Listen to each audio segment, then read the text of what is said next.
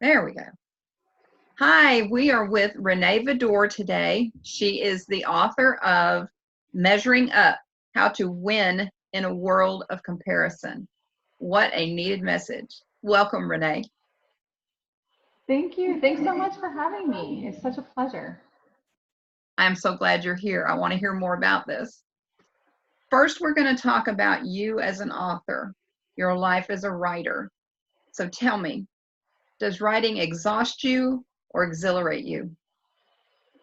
I have to say I'm kind of a perhaps moody individual where it does a little bit of both. So when I am inspired, when I feel like God has given me an idea, I can just put it and it's there ready to go. Whether it's journaling, it doesn't have to be, book writing, but when I think of the book as a whole, I feel like that's exhausting. I feel like that's been a project because part of it's inspiration and part of it's just been, this is something I'm supposed to do and it's a calling to do, but sometimes I'm not quite as inspired. So it's been a little bit of both. Cool, cool. Okay, think about your life. When was an early experience that you had that you realized that language has power? Ooh. Okay, I'm going to tell you a little bit of a risque story. When I was young, I was probably about 7 years old. Mhm. I had a babysitter over and I got very upset with the babysitter. And I have to give you background there. We were a family that used great words, we were kind to one another, but I did go to inner city school. When the babysitter said something that made me upset and told me to go up to my room or whatever, I said, "Excuse my French, but," and used the F bomb. And I had never done that. And I just remember the look on her face. And I had no idea really what I was saying. I just had heard people say that expression at school as a Mhm. young kid. But I just remember thinking, oh my gosh, that seemed to have a lot of power. What does that mean? And I will say that wasn't one of the powerful words. It's still not in my vocabulary, but I definitely noticed that words have a lot of power. Sure, sure. I can imagine the look on her face knowing that you're not like that. And then, whoo, that was a really important lesson, I guess, at that point. Okay. Yeah. In your book, you're going to be talking about living in this world of comparison that we all live in. What kind of research did you do? And how long did you spend on that research before you began the book? It's a really good question. Part of this stemmed from my background is in psychology, and I did research as an undergrad with very closely with my psychology professors, and part authored some research called objectification theory. So there was already something stemming inside long ago. But for this particular book, it was something that I really didn't have the answer before I started. How do you measure up in a world of comparison? And I really didn't know. So it was something that I had to go into a deep dive.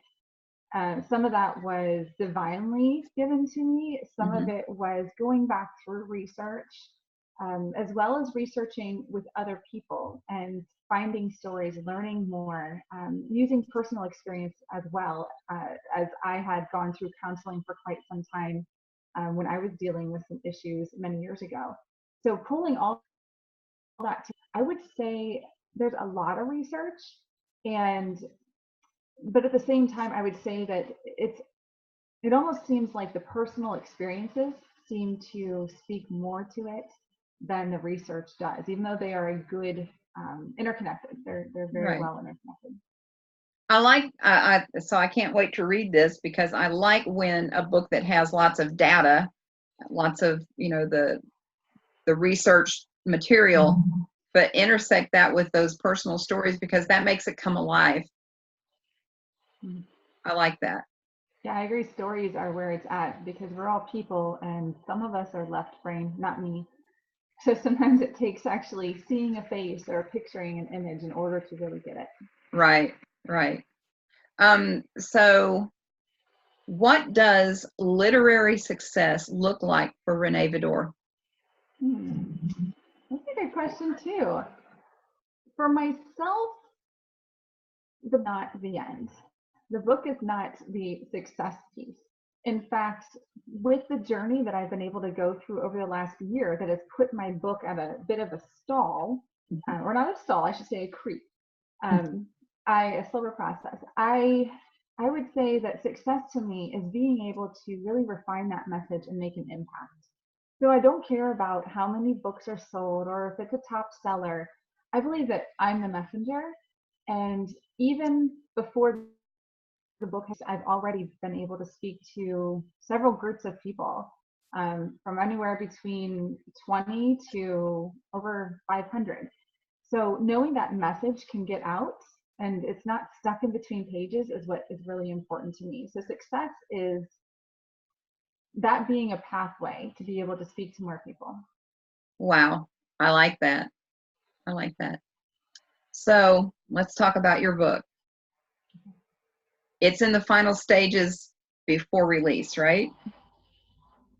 Correct. Yeah, it's in editing right now, and it already has the cover and everything, but just getting those little tweaks done.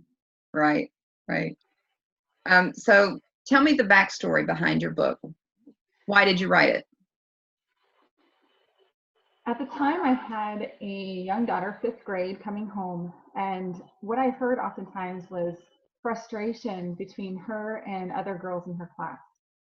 And it really broke my heart. Even coming from who was raised with someone like me who loves people, loves to connect, loves to encourage and show people that their worth and their value, and that it doesn't have anything to do with their looks or their hair or whatever. Here's my daughter coming home saying, like, oh, she thinks she's so cool because she always wears braids. And I don't like her because she's not nice to me and she thinks she's amazing. And all these just the things that we all did as girls. Yeah. But it just really struck me. And I'm just like, gotta stop comparing. And the word compare just radiated through my soul for about 6 months. And I realized, okay, I don't have the answer for my daughter yet, but I know for myself what's worked. And even though me talking to her doesn't seem to be working right now, let's put this all together and see if that's going to make a difference for anybody else like it has for me. So that's the backstory. And like I would say, it still isn't quite making a difference for her that I see, because their prefrontal cortex is not quite intact. And at age 12, it's just a different story than at age 20 or 30 or 40 or 50 or 60. Right. So I'm looking forward to seeing what does happen as those of us that are in our older stages are able to be that role model for the younger. And I have hope. I know that it's going to get better for her. Awesome. Awesome. So I think you already answered this, but let's just go straight to the question itself. How much of your personal experience is wrapped up in the book? I do go into many personal stories. I do share some vulnerable feelings.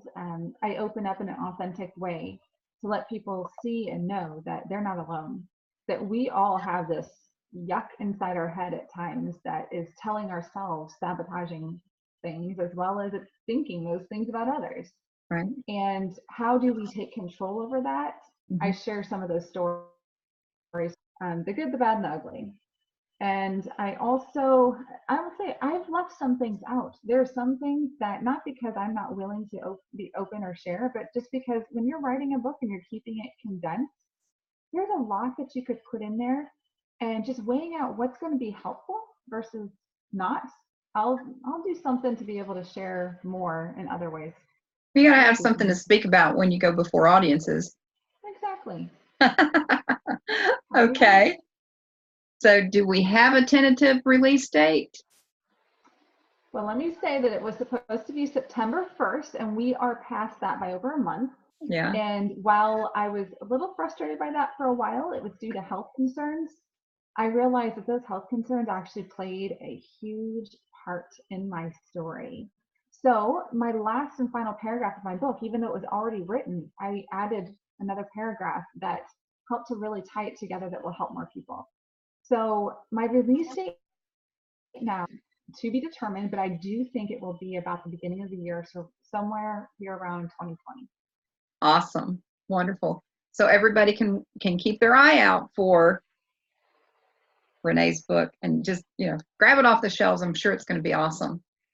So, Renee, what is your hope that your book will achieve in the lives of your readers? I love that. My hope is that woman and every human, but my book's written to women, every woman will be able to take control over comparison in their life and be able to capture those thoughts and win and realize that even though they're always going to have a struggle, there's always going to be a little bit of give and take when it comes to comparison. Right. That they're not the victim, that they actually can have control, and that when they live their life that way, they're going to measure up and they're able to reach their destination. Wow. That's a lofty goal. It's going to happen. I believe it. I believe it. You are such an incredible woman. I know some of the struggle you've dealt with in this past year, and I am so proud of you for taking care of yourself the way that needed to be done. And your goal of helping other women do the same, whether it be in health or mentally, spiritually, it's a goal, it's a dream that is so worth our time. Yes, I agree. Thank you so much, Faye. And I appreciate you coming on and allowing me to pick your brain and to be able to share about your book and just to have your time. I appreciate it very much. Well, I appreciate you and I appreciate what you're doing, and I cannot wait to read your book and have it in my hands. Awesome. Thanks, Renee. Thank you.